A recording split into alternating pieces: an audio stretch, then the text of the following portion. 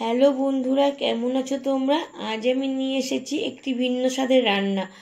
আজ আমি বানাবো ক্যাপসিকাম রুই। প্রথমে নেব 5 পিস রুই মাছ। লেবুর রস মাছের গায়ে ঢেলে রাখবো নুন হলুদ মাখিয়ে। কড়াইতে তেল ঢালিয়া গরম হয়ে আসলে মাছ নেব একদম হালকা ভেজে। ওই তেলে একটি পেঁয়াজ কুচিয়ে ভেজে তুলে রাখবো সযতনে। ভাজা পেঁয়াজ মিক্সিতে নেব পিষে। কড়াইতে তেল ঢেলে কাঁচা লঙ্কা ফোড়নে লঙ্কা ভাজা পেঁয়াজ বাটা ফোড়নে দিয়ে নেব কষিয়ে কষিয়ে। হালকা জিরে গুঁড়ো দেবো ওপর থেকে ছড়িয়ে। মশলাটাতে জল দিয়ে নেব কষিয়ে কষিয়ে। তারপরে মিক্সিতে বেটে নেবো একটি মশলা, একটি ক্যাপসিকাম, ধনেপাতা, 8-10টা কাঁচা লঙ্কা।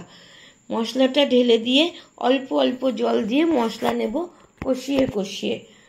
ঝোল শুকিয়ে গেলে দেব হালকা স্বাদ মতো চিনি ছড়িয়ে। এইভাবে বানিয়ে দেখবে বন্ধুরা, ভালো লাগলে জানিও কমেন্ট করিয়া। টাটা।